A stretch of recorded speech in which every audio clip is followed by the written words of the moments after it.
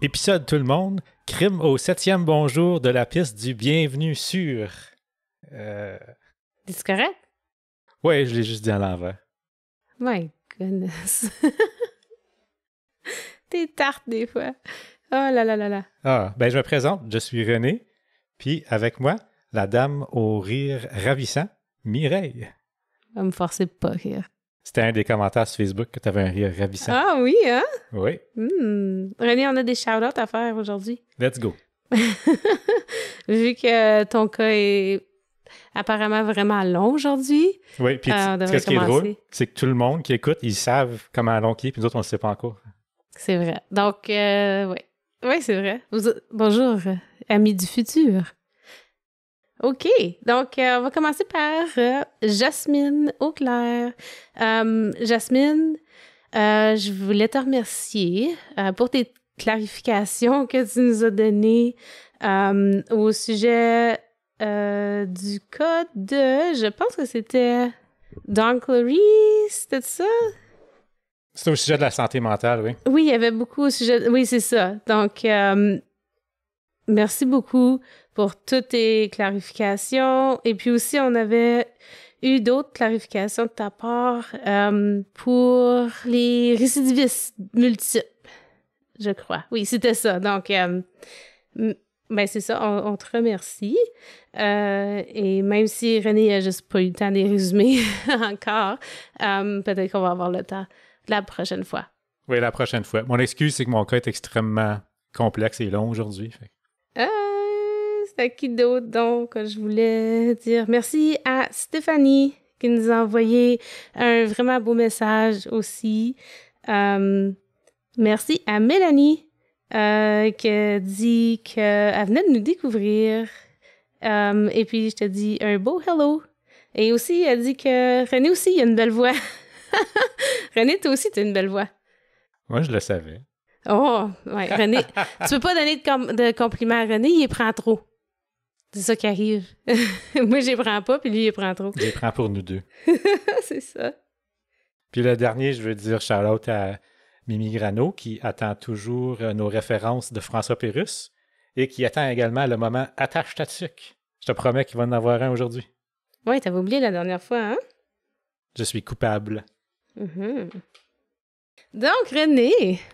Oui, Mireille? Ça fait longtemps que tu mets des indices sur notre page Facebook. Pour ton cas, où est-ce que la piste nous amène? C'est le 11 février 1963, un peu avant 1h du matin. Une vingtaine de fermiers armés veillent une pile de 600 cordes de bois au village 101 près de Resort entre Opposatica et Matthys, en Ontario, sur le chemin de fer CN. Une foule d'environ 400 bûcherons en grève de la Spruce Falls Power and Paper Company avance sur eux et ne sont pas arrêtés par les quelques 12 policiers de la PPO présents là. Un fermier tire en l'air pour les épeurer, mais personne n'entend le coup de feu. Quelques minutes plus tard, 11 grévistes sont atteints par balles, 2 meurent de leurs blessures drette là, et un 3e meurt en route vers l'hôpital de Kapuskasing. Qu'est-ce qui est arrivé le 11 février 1963? Ce soir, Mireille, je t'emmène sur la piste de l'incident Resort Sighting. OK. C'est sûr que si vous venez du nord de l'Ontario, vous n'avez sûrement entendu parler du Resort Sighting. Mais probablement pas en détail comme que René va nous conter aujourd'hui. OK, donc mes sources pour le cas de ce soir. Le documentaire Coup de feu dans le noir par Marco Dubé et Stéphane Laberge. Le livre Défense légitime par Doric Germain, des articles du Kapuskasing Times, Le Voyageur, North Bay Nugget, National Post, La Gazette, The Montreal Star, The Ottawa Citizen, The Sioux Star puis The Windsor Star. Windsor Star. Mireille, Star. tu remarques-tu que je me suis acheté un abonnement à un service d'archives de papier journal? Pas mal certaine, oui. Le site web Ghost Town Pics. Le site web du syndicat Les Métallos, local 1-2010. Et le plus important, quelques conversations avec la parenté qui se souviennent des événements de ce jour-là. Mm-hmm. Partie 1. La ville de la compagnie. Je vous donne une petite leçon d'histoire sur notre ville pour commencer, parce que ben oui, le drame que je te raconte aujourd'hui, ça se passe chez nous, direct ici, à Kapuskasing et les villages qui l'environnent. Premièrement, Kapuskasing, c'est un camp de prisonniers pendant la Première Guerre mondiale. On incarcère surtout des Ukrainiens qui sont originaires de l'Empire austro-hongrois. Après la guerre, on essaie d'installer des vétérans ici en leur donnant des terres. Mais la saison agricole n'est pas assez longue. Les premiers colons de Kapuskasing décrivent le climat comme 7 mois d'hiver, 2 mois de pluie, et le reste, c'est des maringouins et des mouches à marde. Pretty much, oui. C'est encore vrai. I agree. Au-dessus de 100 ans plus tard. Oui. À ce point-là, Kapuskasing, c'est vraiment juste un petit arrêt au bord du chemin de fer dans le milieu de nulle part. La Spruce Falls, ou plus précisément la Spruce Falls Power and Paper Company, c'est essentiellement eux les fondateurs de notre belle petite ville Kapuskasing. La ville doit sa fondation surtout au New York Times. Au lieu d'emporter les arbres au New York pour y faire du papier, on décide plutôt d'emporter la ville aux arbres. J'explique. Au début des années 20, pour se garantir un approvisionnement stable en papier journal et bien de la business pour la compagnie Kimberly-Clark, qui sont en passant les fabricants de la marque Kleenex, on choisit un site sur la rivière Kapuskasing nommé White Spruce Rapids, d'où vient le nom de la compagnie, pour y construire un moulin de papier capable de fournir 550 tonnes de papier journal par jour au New York Times. La Spruce Falls Power and Paper Company est constituée sous la copropriété de Kimberly-Clark et du New York Times. On obtient des droits de coupe sur une superficie de 11 000 km² au milieu de l'immense océan d'épinates noires, de peupliers, de mélèzes et de bouleaux du nord de l'Ontario. 11 000 km², Mireille, pour référence, c'est 2 fois la superficie de l'île du Prince-Édouard. Oh, wow! C'est immense, le montant de forêt qu'ils ont acheté. Par 1928, le moulin est en pleine fonction et le New York Times est imprimé exclusivement sur le papier de la Spruce Falls. Non seulement on y construit une moulin de papier, mais on construit aussi une centrale hydroélectrique à Smoky Falls, 80 km au nord, pour fournir le moulin à l'électricité, ainsi qu'un chemin de fer reliant l'usine à la centrale. Puis là, en restant fidèle à mon français cassé puis au dialecte de ma région, je vais continuer à dire moulin en papier, à ce que la plupart d'entre vous appelleriez probablement usine à papier. Mais ici, personne n'appelle ça l'usine de la Spruce Falls. Usine, ça serait bizarre d'entendre ça. C'est le moulin. C'est le moulin. Oui. Kapuskasing, à ses débuts, c'est vraiment la ville de la compagnie, la ville de la Spruce Falls. C'est une company town. La compagnie construit pratiquement tout ce qu'il y a en ville. Un hôpital, la Kapuskasing Inn, un club communautaire qui est maintenant devenu le centre civique, un club de golf, une patinoire, des champs de baseball puis des centaines de maisons qu'elle loue et revend à ses employés. Hey, ils l'ont-tu l'affaire, les Américains? Elvis Gratton. Combien d'employés tu penses qu'ils ont besoin au début, Mireille? OK. La Spruce Falls, au début, mon Dieu, je sais pas, des centaines for sure. À l'ouverture du moulin, on recrute plus de 700 hommes pour travailler dans le moulin et 3500 pour travailler dans le bois. Oh, wow! 3500 ça juste prend dans le bois. Ben ça en des prend bûcherons. Oui, ça en prend des bûcherons. Partie 2, les années 60.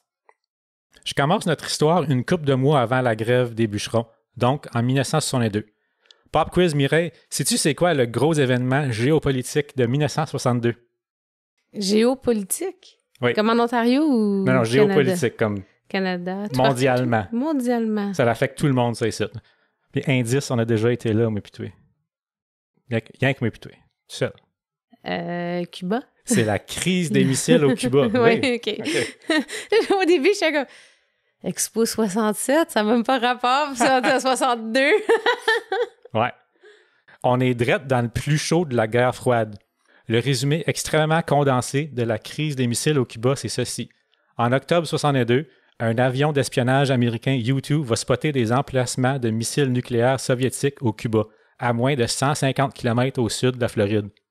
Les missiles soviétiques peuvent facilement atteindre n'importe quelle cible en Amérique du Nord. Les Américains, dirigés par John F. Kennedy en 1962, sont en crise à peau de ça. Mais ils sont absolument hypocrites parce qu'eux-mêmes viennent tout juste de placer des missiles semblables en Turquie, vraiment pas loin de l'URSS. C'est un tit for tat. Mais à l'époque, les médias ne disent pas ça. La situation finit par se diffuser au bout de 2 semaines, pareil comme la brocante à Joseph qui achète vos vieilleries. Je comprends pas celle-là. C'est à la brocante à Joseph. On achète vos vieilleries, on les renipe, on les revend, on les rachète, puis on ferme au bout de 2 semaines. Ah, Ouais, OK. Publiquement, c'est une victoire pour les États-Unis et une humiliation pour l'URSS. Par contre, les Soviétiques enlèvent seulement leurs missiles du Cuba parce que les Américains enlèvent les leurs secrètement de la Turquie. Grosso modo, en 1962, on est au milieu de la course vers l'espace. On a peur de l'URSS, on a peur du communisme, puis on a peur de la guerre nucléaire. Bomb shelters everywhere! Ouais, comme tu te rappelles les annonces qu'on voit, là, ils disent aux jeunes duck and cover, là, comme de se placer en dessous de le pupitre, là, comme si ça va te protéger de l'explosion nucléaire. Ça va aider. Ben oui. Ça l'aide pas non plus que les Américains sont venus construire une station de radar pas loin de chez nous, à Lowther, directement à côté de Resor, environ 50 km à l'ouest de Kapuskasing. La station est construite par la United States Air Force en 1957 et est opérationnelle par le 1er juillet 1958. Son but est de détecter des missiles balistiques soviétiques, leur trajet le plus rapide de l'URSS vers les États-Unis étant de passer directement par-dessus le Canada. On considère aussi les écluses des Grands Lacs et les mines de nickel de Sudbury comme étant des cibles importantes pour les missiles soviétiques, et la station de Lowther est là pour détecter une possible attaque sur ceux-ci. Ouais, mais on est vraiment dans le milieu de nulle part, là. Oui, puis on a eu une station de radar qui faisait partie du système américain. C'est vraiment bizarre, ça. Puis il y a encore une énorme base militaire à North Bay à cause de ça. Ouais. OK. Mais c'est quand même tellement bizarre qu'ils ont fait ça ici. Il y a rien, là. C'est pour ça que le cas est long, parce que j'essaie de nous placer vraiment à l'époque. Ouais. C'est pas juste un incident qui est arrivé un soir tout seul en février. Tu peux pas compter l'histoire de même, tu comprendras pas. Non, faut être le background, je comprends. Ouais. Je comprends totalement ça. Fait que pourquoi je vous parle de guerre froide et de communisme? Ben, parce que quand ça vient à virer à l'opinion publique contre les syndicats dans les années 60, on les associe souvent et faussement au communisme. On fait peur avec le gros méchant mot communisme en proclamant que nous, ici, on est libres. Les fermiers ont encore plus peur du communisme que les autres parce que la pire chose qu'on fait en URSS, c'est la collectivisation des fermes, qui est réellement une chose affreuse. Mais là, ici, à soir, on va se dire les vraies affaires. Quand les Américains parlent de liberté, quand on parle de défendre la liberté contre le communisme, on parle pas pantoute de liberté comme toi et moi on définirait la liberté. Ah ben non. On parle-tu, Mireille, de démocratie? Ben non. On va supporter n'importe quel dictateur brutal en Asie et en Amérique du Sud, comme Saddam Hussein, par exemple, pourvu qu'ils ne sont pas alliés à l'URSS. On s'en sac bien de la démocratie. On parle-tu de la liberté pour les Noirs? Ben non. Aux États-Unis, c'est encore la ségrégation en 1963. Dans un article du Sault Ste. Marie Daily Star de 1963 que j'ai lu pour mon cas, on parle de, et je cite, parce que je ne veux pas me rentrer dans l'ordre, je fais juste lire ce qu'il y avait dans le journal. Mm-hmm. Ça dit « Alabama governor plans to block Negro entries to Alabama University ».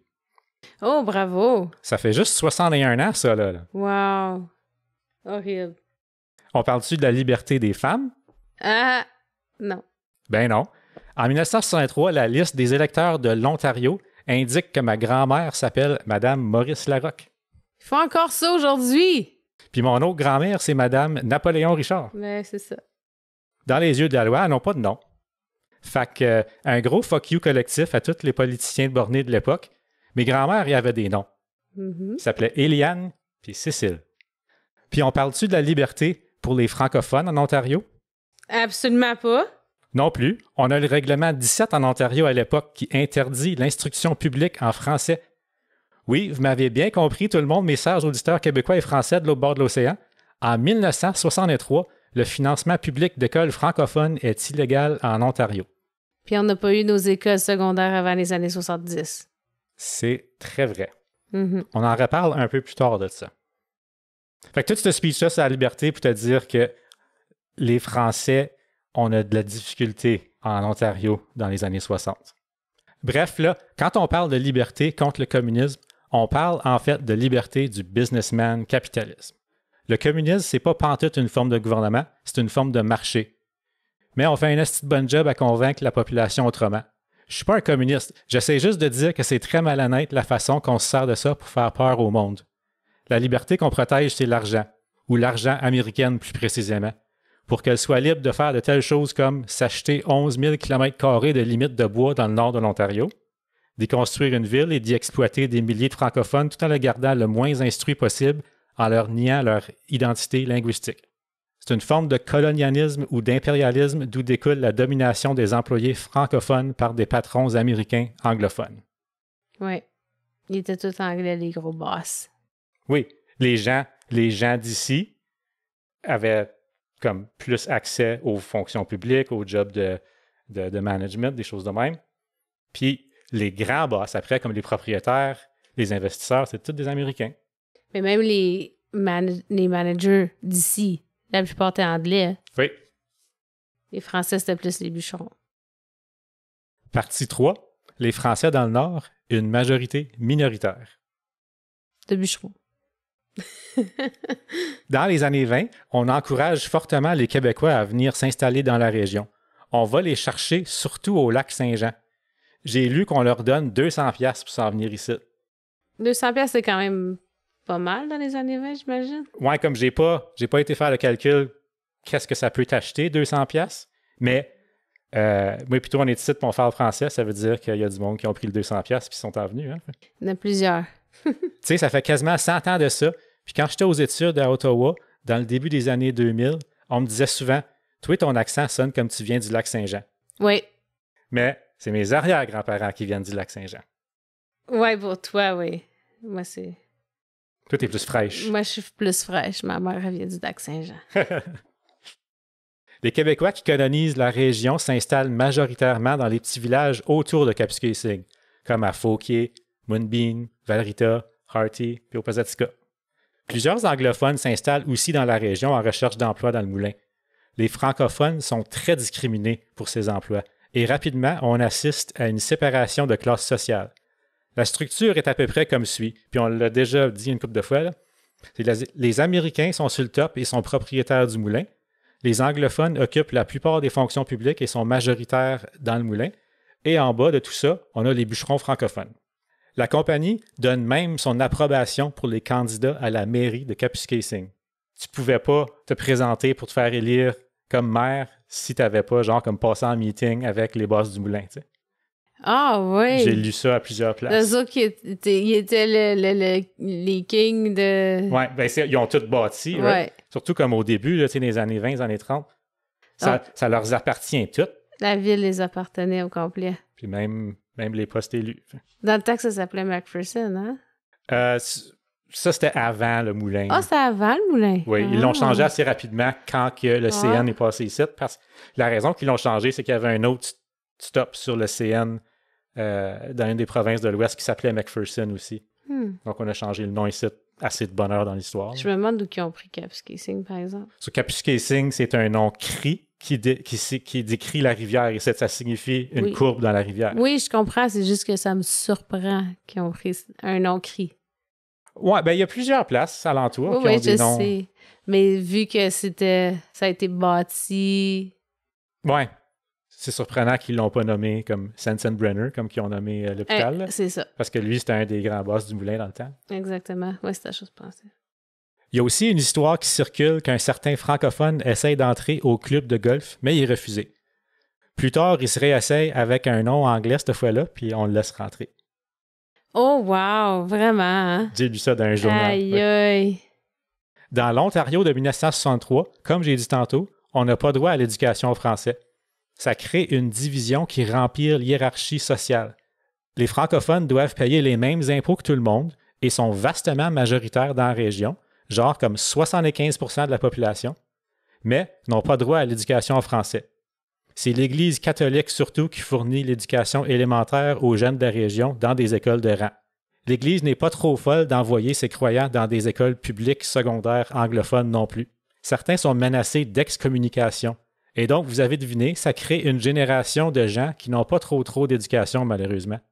On crée des générations qui vont à l'école jusqu'à la 8e année, s'ils sont chanceux. Par la suite, les garçons s'en vont bûcher dans le bois pour gagner de l'argent et les filles sont mariées. Dans le cas de mon père, il est forcé à quitter l'école en 5e année pour aller travailler dans le bois. Pour d'autres, beaucoup plus chanceux, on se fait envoyer au high school anglophone de Kapuskasing. Et c'est tout un choc linguistique pour les enfants qui, jusqu'à là, ont été enseignés par des religieuses strictement en français. Plusieurs ne seront pas capables de compléter leurs études secondaires dues au choc linguistique.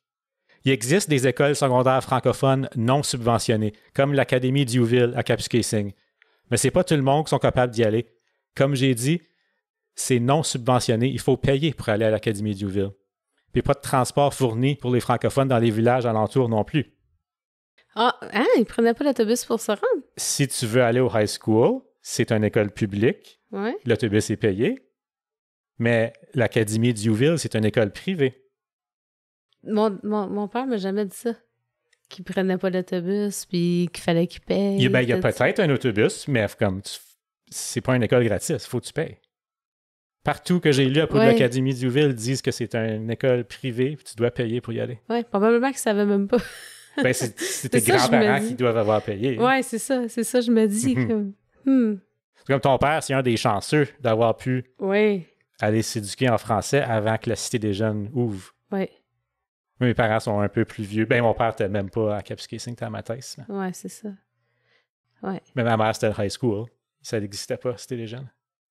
C'est ça. Elle a juste fait un petit bout de 9e année. Pas évident, surtout en anglais, quand tu n'as jamais parlé en anglais. Là. Oui, mon père, il a juste été chanceux. Il était capable de graduer. Tu vois ce que ça fait, Mireille? Les Français sont déjà défavorisés pour les emplois professionnels dans le moulin. Et en plus, ils n'ont pas accès à l'éducation publique dans leur langue maternelle. Fait que les Français sont souvent moins éduqués et donc moins qualifiés pour les emplois professionnels. C'est un snowball effect qui fait que empirer avec le temps. Je vous rappelle que je ne vous parle pas de l'ancien temps, là, je parle de 1963. Il y a des vaisseaux spatials en 1963. Le programme Apollo est en pleine marche. IBM construit des ordinateurs en 1963. Il y a la télévision en couleur. On connaît plein de gens qui se souviennent très bien de cette époque. Et ces gens nous ont dit clairement que nous autres, les Français, on était un gros zéro dans ce temps-là en Ontario. C'est fou, hein? Parce que quand tu penses bûcheron, tu penses dans le temps... Des fois, t'as ton image de comme beaucoup plus vieux, beaucoup plus loin. C'est pas loin. Tu penses dans les années 60. Non, les années 60, c'était pas si loin que ça. Mais comme ton image, c'est quasiment des années 1800 quand tu penses aux bûcherons dans le bois, là. Mm-hmm. Avec leur camp en bois rond puis tout ça. Mais vraiment, c'est pas ça, là. Fait que pourquoi c'est important tout ça dans l'histoire? Parce qu'en 1963, la majorité des bûcherons qui vont en grève sont des francophones. Leurs patrons sont des anglophones. Les employés du moulin sont surtout anglophones. Les dirigeants publics sont anglophones. Les polices sont anglophones, etc., etc. Vous comprenez la division un peu? Partie 4. Pourquoi la grève? Par les années 60, la Spruce Falls a environ 1100 bûcherons à son emploi, majoritairement francophones, en baisse du 3500 au début, dû à la mécanisation du travail. Ils sont représentés par le syndicat des bûcherons et des employés de scierie, créé en 1944. Les 3 locaux du nord de l'Ontario, soit pour les bûcherons de Long Lac, de Kapuskasing et de Smooth Rock Falls, négociaient toujours conjointement leur contrat de travail avec leurs employeurs. Quand une des compagnies dans la région signe un contrat avec leurs employés, les autres compagnies donnaient normalement le même contrat à leurs employés. Mais la Spruce Falls veut faire différemment cette fois-ci. Là, je veux qu'on ait une bonne idée de qu'est-ce que c'est un bûcheron syndiqué en 1963. C'est un travail mécanisé, dans des camps dans le bois.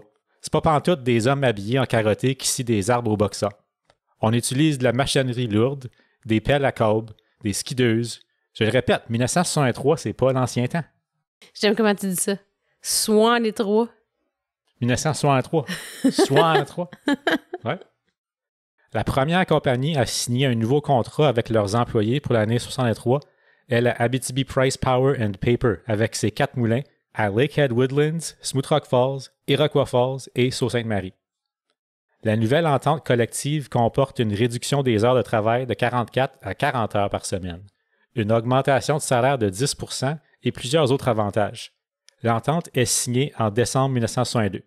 À la suite de quoi, les compagnies Kimberly-Clark de Long Lac et Spruce Falls de Kapuskasing entament immédiatement les négociations avec leurs employés. Le 10 janvier 1963, pendant une réunion de négociation de contrats à Toronto, la Kimberly-Clark et la Spruce Falls présentent chacune une offre au syndicat. Habituellement, Kimberly-Clark et Spruce Falls présentaient la même offre à leurs employés. Kimberly-Clark font de la pulpe de sulfate à Long Lac et Spruce Falls font du papier journal ici à Kapuskasing. Le secteur de la pulpe de sulfate était en baisse de prix sur les marchés, fait que la Kimberly-Clark demande un gel de salaire dans son offre à ses 500 bûcherons. Les 1100 employés de la Spruce Falls, par contre, ont reçu une offre presque identique en termes de salaire et d'heures de travail à celles des employés de la Abitibi-Price. Fait que, normalement, tout le monde avait le même contrat, à Smooth Rock, à Long Lac, à Kapuskasing. Mais là, Smooth Rock, ils ont eu une raise, et puis Kapuskasing se font offrir la même augmentation, la même raise, mais pas Long Lac. Puis les gars avaient toujours le même salaire avant. Oh, là, ils ont voulu geler leur salaire. Là, ils veulent geler le salaire à Long Lac, mais pas à Kapuskasing. Parce qu'on n'offre pas le même salaire à tous les bûcherons, on refuse par acte de solidarité avec les employés de la Kimberly-Clark de Long Lac. Puis on refuse aussi parce que, dans son offre, la Spruce Falls a ajouté une petite clause bien croche. Elle exige la permission de faire travailler les bûcherons 7 jours par semaine pendant des temps d'urgence, du mois de janvier au mois de mars. Non. Pendant que les semins sont gelés, parce que c'est là qu'on sort le bois de la forêt. La plupart des travaux de coupe de bois étaient effectués en hiver parce que le sol était suffisamment dur pour supporter les camions lourds et les températures glaciales maintiendraient des ponts de glace sur les rivières. À Abitibi-Price, ils n'ont pas demandé ça à leurs employés. Le syndicat a dit « Les gars n'ont jamais refusé de travailler du temps supplémentaire quand il faut, mais ils ne veulent pas être obligés. » C'est ça. Pourquoi les forcer? La Abitibi-Price a réglé, puis cette clause-là n'est pas dans leur contrat. Puis elle ne sera pas dans notre contrat non plus. Spruce Falls refuse catégoriquement d'enlever cette clause. On dira que les négociateurs à Toronto n'avaient aucun pouvoir de changer l'offre et ne faisaient que relier les décisions déjà prises par les dirigeants américains. Le 11 janvier au matin, on refuse l'offre, avec raison d'après moi, et les négociations cessent. En 1963, il faut attendre 7 jours après la fin des négociations avant de déclarer une grève. Mais au local syndical de Kapuskasing, on se dit, si on est pour faire la grève, il faut la faire tout de suite. Le charriage y emmène 4 à 5 000 cordes de bois par jour dans la cour du moulin. Il y a des bonnes journées où on approche même le 8 000 cordes par jour. Aïe, aïe. Wow. Il y a bien du bois qui rentre au moulin. Il y en avait. C'est rendu le 14 janvier, seulement 3 jours après les dernières négociations. On calcule que si on travaille 4 jours de plus, et qu'ensuite on prend une journée pour voter, puis une autre journée pour annoncer, rendre ça officiel, qu'on donnerait quasiment 1 mois de bois de plus à la compagnie pour faire niaiserie les bûcherons pendant une grève. On parie sur la grève immédiate, mais illégale. Au début, les patrons du syndicat ne supportent pas les bûcherons, mais le support ne tardera pas si longtemps que ça. Le but de la grève, c'est d'arrêter l'acheminement du bois vers le moulin et de forcer la Spruce Falls à négocier justement. Mais la grève sera surtout inefficace. Je t'explique pourquoi. Partie 5. La grève inefficace. Il y a 3 raisons principales pourquoi la grève est inefficace. Les employés internes du moulin sont associés à un autre syndicat. Ils ne sont pas dans le même syndicat que les bûcherons. On ne supporte pas vraiment la grève des Frenchies et on ne respecte pas du tout la picket line de bûcherons devant le moulin. On ne sympathise pas pantoute avec les bûcherons, les sous-éduqués francophones, les brutes, les gros zéros. Le moulin continue d'opérer comme si rien n'était. La cour est encore pleine de bois. Dans les journaux de l'époque, c'est affreux à quel point on démonise le syndicat. On l'associe au communisme parce que le communisme, c'était peurant. La grève est aussi inefficace parce que le 8 décembre 1962, juste un peu plus d'1 mois avant la grève des bûcherons, les imprimeries de journal de New York avaient eux aussi déclenché une grève, qui n'a pas rapport pantoute à la grève des bûcherons à Kapuskasing. À New York, on proteste surtout l'automatisation de la presse, mais ceci a des répercussions énormes pour la grève à Kapuskasing le mois d'ensuite. Le New York Times ainsi que 8 autres quotidiens new-yorkais cessent d'être imprimés en décembre 1962. Le New York Times, c'est le client principal du papier produit à Kapuskasing. Il est entièrement imprimé sur du papier d'ici depuis 1928. Le 13 décembre, le gérant du moulin, R.N. Jacobson, annonce une baisse de production de papier de 50% à Kapuskasing. On ferme 2 des 4 machines à papier, on réduit les heures de travail pour 600 employés du moulin de 20 à 32 heures par semaine, dépendant du poste, et on ferme le moulin le dimanche et le lundi, qui normalement opérait 7 jours sur 7. C'est 450 tonnes par jour de réduction, tant et autant que la grève des imprimeries à New York ne sera pas réglée. Donc, quand les bûcherons cessent de faire entrer le bois au moulin, ça tombe pas mal dans les plans de réduction de production temporaire pour la compagnie. Wow. On s'en calisse pas mal des franchises en grève. Mhm. On se dit que c'est la compagnie qui va gagner au jeu de patience. Et on ne se gêne pas pantoute d'annoncer haut et fort qu'on ne négociera pas pantoute avec le syndicat parce que la grève est illégale. Les bûcherons vont crever de faim avant Spruce Falls. On n'a aucune intention de négocier. Ils n'ont pas de pitié. Zéro. Dans les articles de journaux que j'ai trouvés à propos de la réduction de production, on parle pratiquement jamais des 1100 bûcherons et de leurs emplois. Non, il n'est jamais question d'eux autres. On parle seulement des quelques 600 employés du moulin, qui, je l'ai dit, sont surtout les anglophones. Je te dis pas qu'il n'y a pas de français dans le moulin, mais la composition des employés du moulin n'égale pas pantoute la majorité francophone de la population de Kapuskasing et de ses environs. Mireille a fait une face de pas impressed depuis tout à l'heure, elle est juste... Mais je sais pas. Elle est juste plutôt scandalisée par ce que je dis, là. Faudrait que les gens voient ton visage à chaque fois. Non, c'est bon. Ils n'ont pas besoin de voir ça. Les gérants qui s'adressent aux journaux ont des noms comme Jacobson, Wright, Brady. Où sont les Tremblay, les Fortier, les Drouin? Ils sont dans le bois, eux autres. Ils sont dans le bois sur sa picket line. C'est pas mieux dans les journaux francophones non plus. Je te lis un extrait du journal Le Droit du 21 janvier 1963. Puis à ce point-là, ça fait environ une semaine qu'on est en grève. Le droit. C'est pas ici, ça. Le Droit, c'est de Montréal, je pense. C'est ça. Ouais. On sait qu'environ 1000 bûcherons à l'emploi de la compagnie Spruce Falls sont en grève depuis plus d'une semaine. Les opérations forestières sont au point mort dans les 8 camps de la compagnie. La compagnie affirme que la grève est illégale. La semaine précédente, les compagnies Spruce Falls et Kimberly-Clark ont tenu une assemblée conjointe avec un comité de négociation formé de représentants du local 2995 Kapuskasing et local 2693 Fort Williams de l'Union des bûcherons. Un fonctionnaire du ministère du Travail dirigeait les négociations. À la suite de la récente baisse du prix de la pulpe de sulfate et de la diminution de la production, les compagnies ont proposé la signature d'un contrat d'1 an sans changement de salaire et d'heures de travail. D'après la compagnie Spruce Falls, cette offre se compare avantageusement avec la récente entente signée entre l'Abitibi Power and Paper Company et les unions.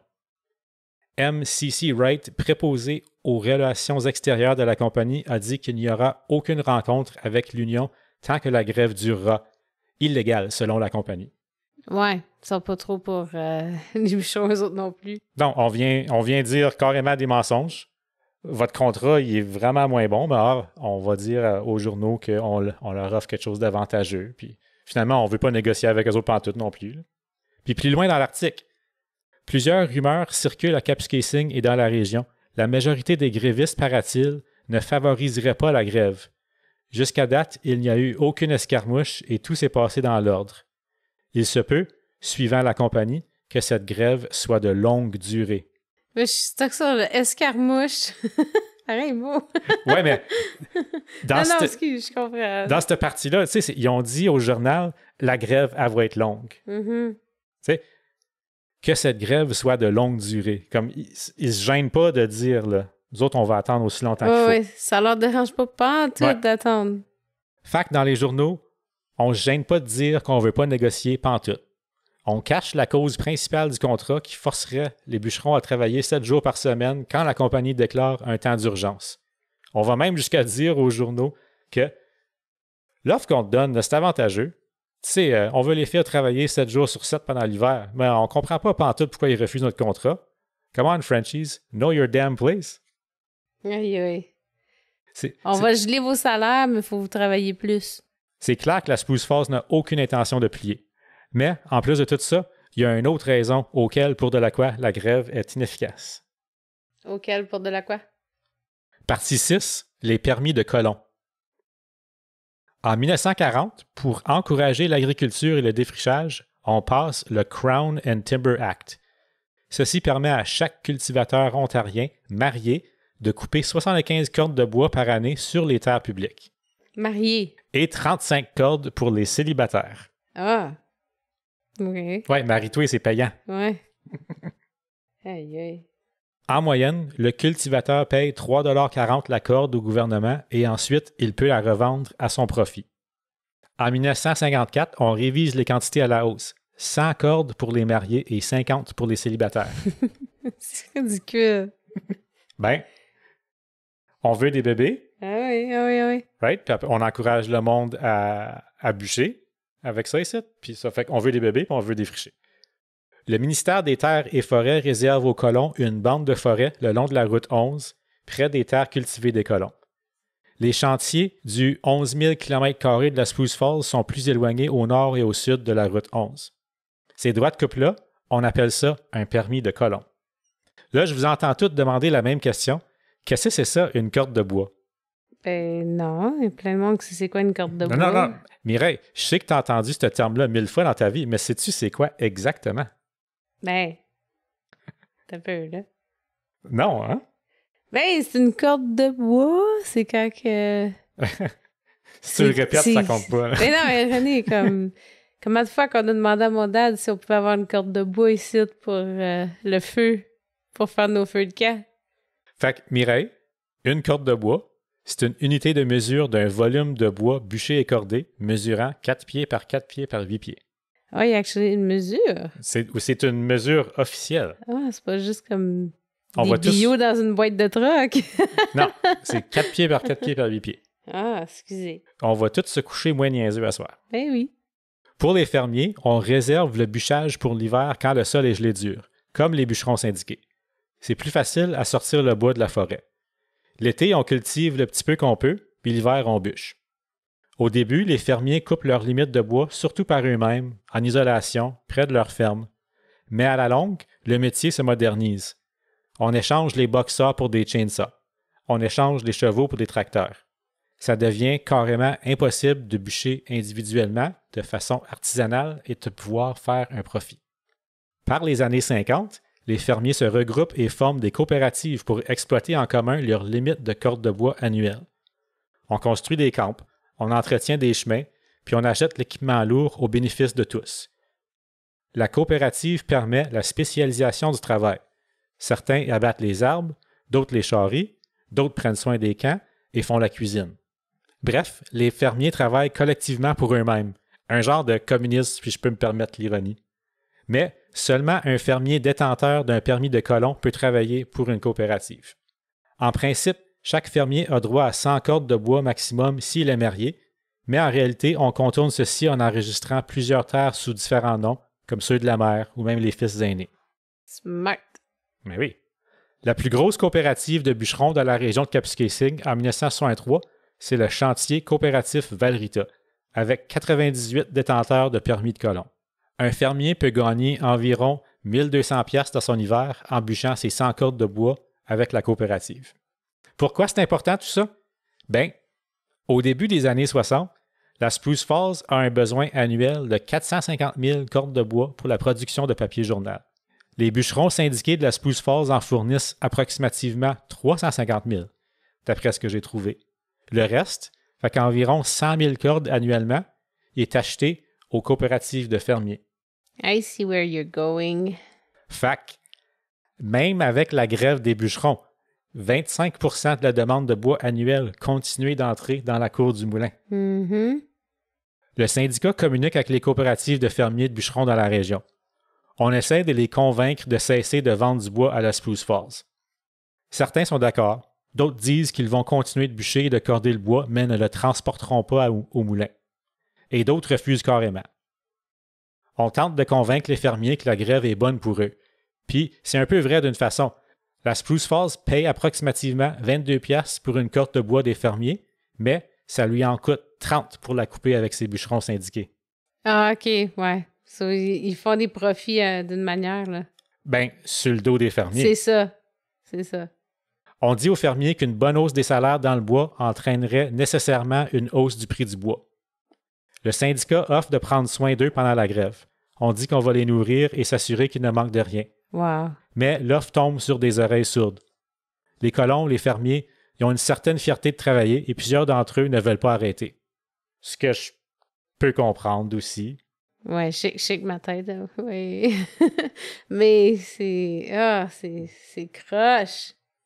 La forêt dans le nord, c'est surtout de la swamp, c'est des marécages. Les chemins de glace de l'hiver sont idéaux pour transporter le bois.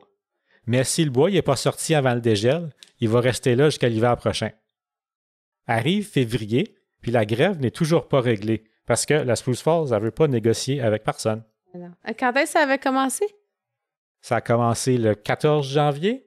OK, ouais. Hi. Certaines coopératives commencent à voir l'urgence de transporter leur bois. Si on attend trop longtemps, le printemps va arriver, le bois va être encore dans la forêt, puis on ne pourra pas vendre ce bois-là à la Spruce Falls. Si on ne vend pas le bois, on n'a pas l'argent nécessaire pour faire les semences du printemps. La position des fermiers s'en vient précoce, elle aussi. Partie 7. La grève, c'est pas une raison pour se faire mal. La guerre! Il y a des véritables batailles dans les cours d'école à Valrita et à Opusatska.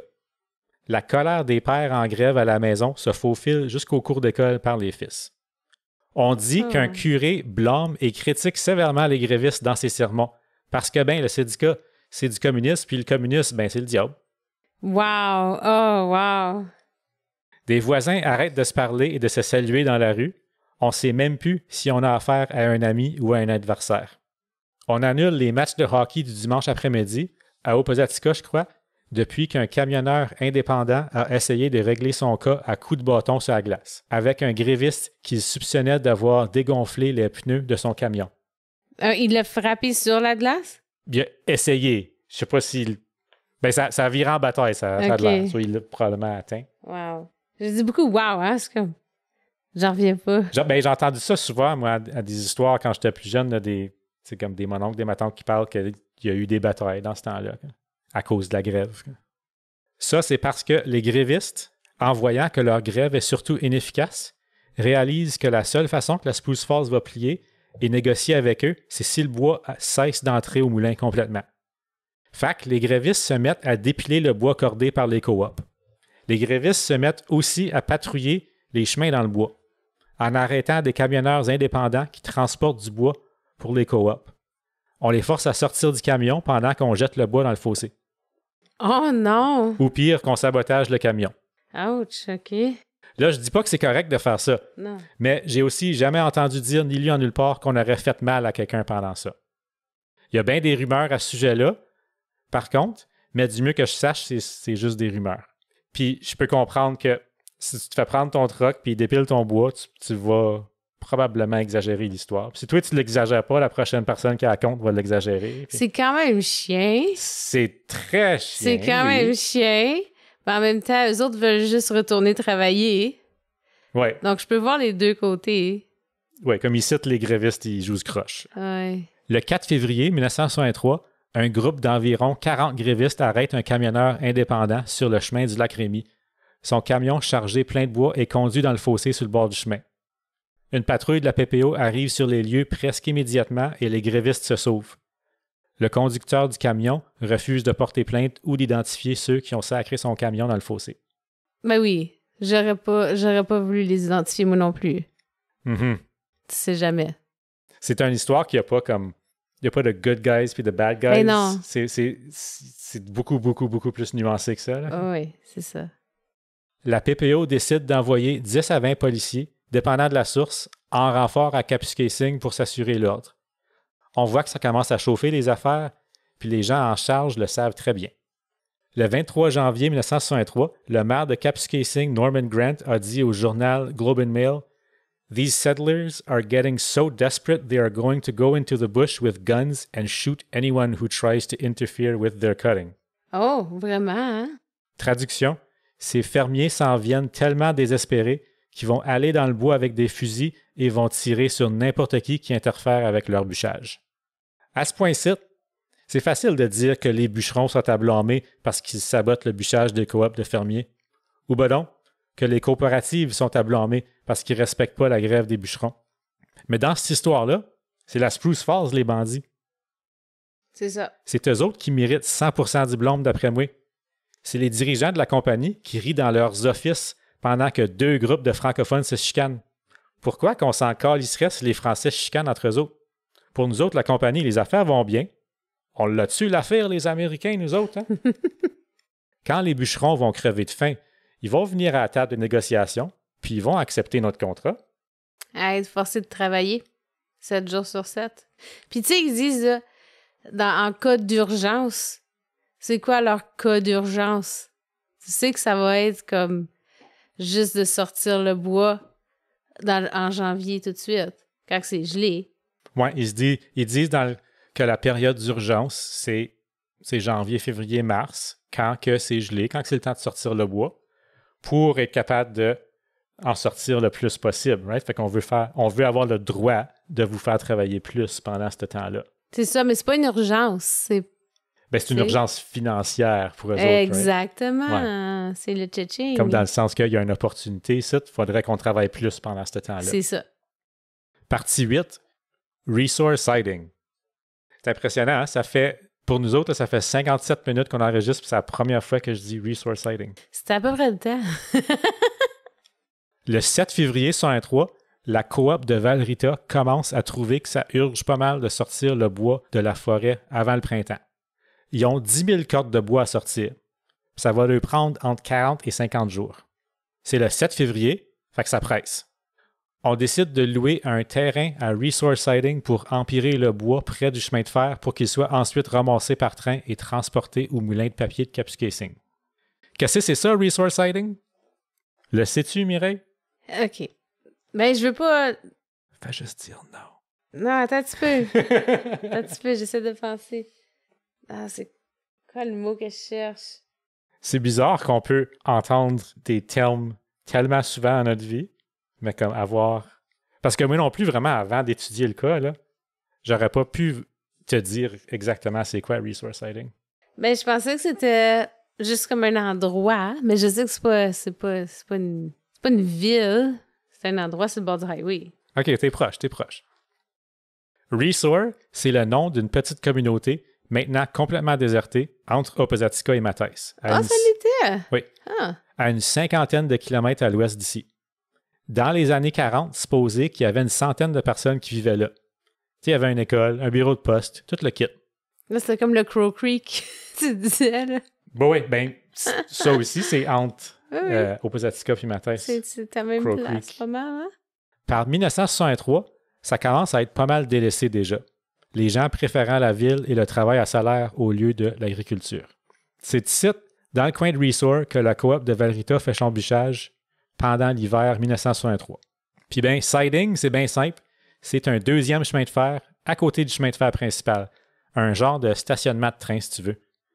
Ça sert surtout à stationner les wagons pendant qu'on les charge de bois dans notre cas ici. Donc, Resor Siding, c'est tout simplement le siding du chemin de fer à Resor. Littéralement, le à côté du chemin de fer à Resor. OK, j'ai appris deux choses. Ouais, siding, c'est un terme de chemin de fer. OK. La traque à côté de la traque principale. The more you know. La coop envoie une lettre au syndicat et à la Spruce Falls pour indiquer qu'elle va transporter son bois. Puis vraiment, ils ont le droit. La loi est de leur côté. Les fermiers ont techniquement le droit de travailler pendant la grève. La coop contacte aussi la police et demande la permission de pouvoir s'armer, ce que naturellement la police refuse. Mais semblerait que c'est un refus plutôt vague, genre pourvu qu'on ne voit pas vos fusils, tu sais. Ah, vraiment? La coop demande aussi la protection de la police pour effectuer son charriage de bois, ce que la police accepte. On assigne des patrouilles jour et nuit à Resor pour s'assurer que la reprise du travail se fasse dans l'ordre et la sécurité. Les grévistes auraient déjà, semble-t-il, dépilé plusieurs centaines de cordes de bois appartenant à la coop de Valrita à Resor, et la coop espère que la présence policière empêchera ceci de se reproduire. Même si la police a, entre guillemets, refusé à la coop de s'armer, certains dirigeants de la coop, comme Paul-Émile Coulombe, encouragent leurs membres d'emporter leurs fusils ou leurs carabines avec eux, juste au cas où. Hein? What could possibly go wrong? Oui, c'est ça. On dit aux hommes de cacher leurs fusils parce qu'on n'a pas la permission officielle de la police d'être armés. Certains fermiers membres de la coop sont très inconfortables avec cette demande. D'autres sont carrément frustrés par l'intimidation qu'ils subissent aux mains des grévistes et sont contents de s'armer. À partir du jeudi 7 février, l'accès aux terrains privés loués par les fermiers à Resor pour empiler leur bois est barré, derrière une chaîne. Il y a une cabane à l'entrée, près de la chaîne, où on poste 5 hommes le jour et 10 la nuit pour surveiller la pile de 600 cordes de bois avant qu'elle soit transportée au moulin. Le dimanche 10 février, plusieurs grévistes sont en réunion à Opposatica et à Moonbeam. Il y a des rumeurs qui circulent que les grévistes se rendront à Resor en soirée pour aller voir la pile de bois de la coop de Valrita. À la coop, on réagit. Au lieu du 10 hommes habituels pour la garde de la nuit, on appelle des renforts. Ils sont 22 fermiers en tout. 10, c'était déjà trop pour la petite cabane, supposé qu'il fait bien chaud là-dedans. J'imagine avec 2. 22, c'est du monde à la messe, pas mal. Dans une petite cabane. Vers 19h, un propriétaire de station d'essence à Kapuskasing, Phil Caron, reçoit un appel chez lui, demandant s'il peut ouvrir sa station de gaz pour accommoder le syndicat. Phil ouvre vers 21h après le souper et apparemment qu'il remplit 50 voitures d'essence. Ce seraient tous des grévistes qui planifient un convoi ce soir-là. Oh, wow. Il y avait déjà eu quelques convois auparavant. Phil n'est pas alarmé par ceci. À Windbeam, les grévistes en réunion décident de se diriger vers Resort pour aller voir si c'est vrai qu'on prépare du bois à être embarqué au train. 5 frères Fortier sont parmi ce groupe. Alfred, Maurice, Jean-Guy, Joseph et Irénée. Ils sont tous originaires de Palmarol, Québec, d'après ce que j'ai trouvé. Mais pas parentés directement ou de proches, que je devrais dire, avec la famille Fortier qu'on connaît ici, pour nos auditeurs de la région. À Opasatika aussi, les grévistes partent en masse pour Resort. Plus de 200 grévistes avaient passé l'après-midi et la soirée là en réunion. Faut se rappeler que bien des bûcherons ne vivent pas à Kapuskasing, mais plutôt dans les petits villages aux alentours, comme Opasatika et Moonbeam. Fun fact, ma famille vient d'Opasatika, puis celle de Mireille, elle vient de... Le Moonbeam. Parmi ceux qui sont à Opasatika, on retrouve Fernand Drouin, originaire de Saint-Elzéar de Laval, au Québec. Et plus spécialement pour moi, Daniel Tremblay, mon grand-oncle, le frère de ma grand-mère maternelle. Et j'ai déjà entendu souvent que mon grand-père était là aussi. Il était à Resort? Oui. Ah. Dans la réunion de grévistes, là, jusqu'à OK. Mon grand-père était bûcheron, OK. pas fermier.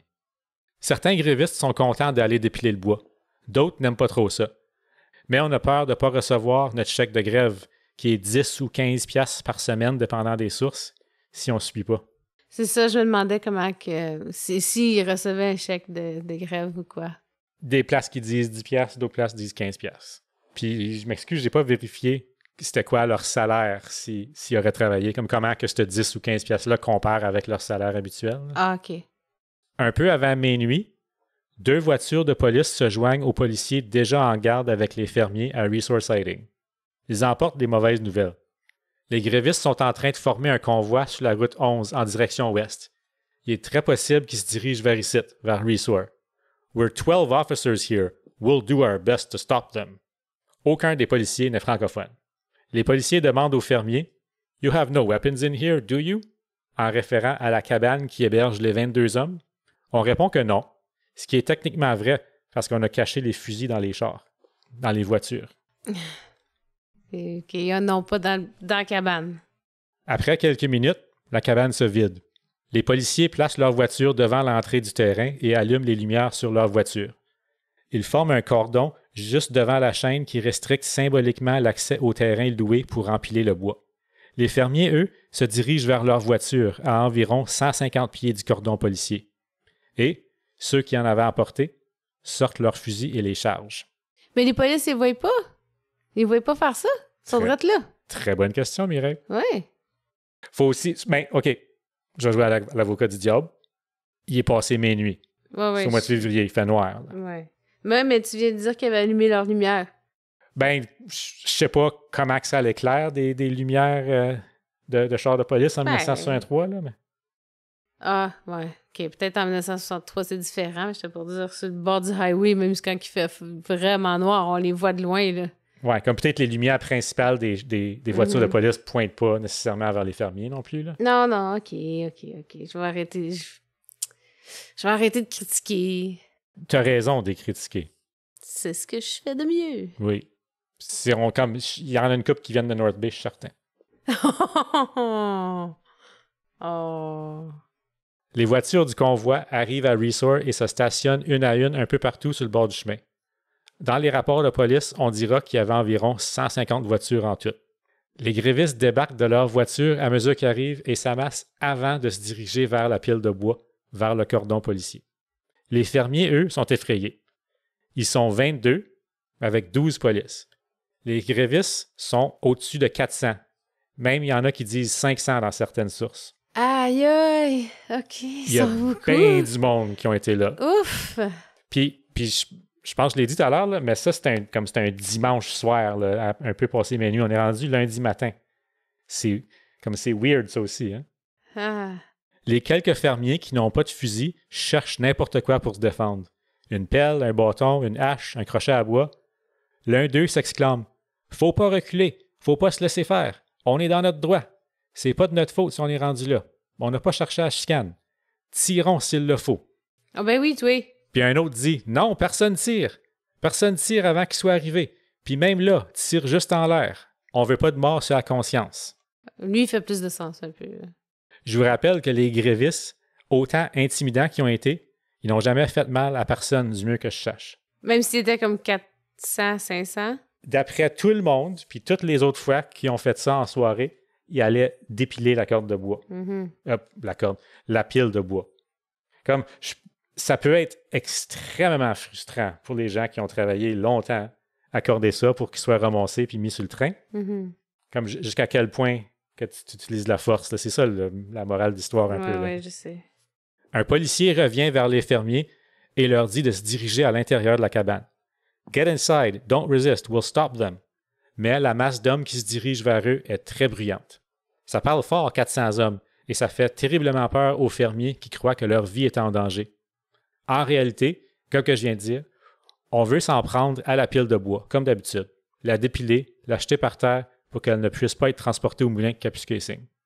Les grévistes crient « Scabs! Scabs! » et parviennent à pénétrer le cordon policier. Le scab, c'est un terme comme anglais qui veut dire comme casseur de grève, comme plus ou moins. Oui, c'est que tu... C'est comme quelqu'un qui fait ta job pendant que tu es en grève. C'est ça. Okay, il disait « You're crossing the picket line ». Ouais. C'est ça l'affaire. Et ils parviennent à pénétrer le cordon policier, semblerait-il sans trop de résistance. Puis là, réalistiquement, qu'est-ce que tu vas faire à 12 polices contre 400 hommes? We'll stop them. C'est ça qu'ils ont dit, hein? Vous autres rentrez dedans. Ben, je trouve ça sharp qu'ils ont dit rentrer dans la cabane, protégez-vous, là. Oui. Mais vous êtes 12 contre 400, là. Il n'y a pas grand-chose que tu vas pouvoir faire. Il ne reste plus rien entre les 22 fermiers et les 400 grévistes. Juste 150 pieds de noirceur et d'inconnu. Une première détonation. Un fermier tire son revolver en l'air. Mais le chahut de la foule qui avance masque le son du petit calibre. La foule continue d'avancer vers la pile de bois. Un deuxième coup de revolver. Et en même temps, le fermier qui crie « Tirez! Tirez! » Les canons s'abaissent et les gros calibres des fusils et des carabines tirent sur les grévistes qui sont maintenant à seulement qu'une 50aine de pieds des fermiers. Mais voyons donc!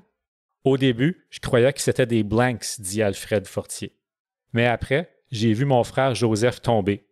J'ai couru vers lui, puis il y avait du sang partout sur lui, puis ça neige. Après, Irénée Fortier est tombé aussi, mort sur le coup, atteint à la tête. Il avait 25 ans. Oh, Seigneur! Joseph, lui, s'est fait sectionner l'artère fémorale et il perd beaucoup de sang.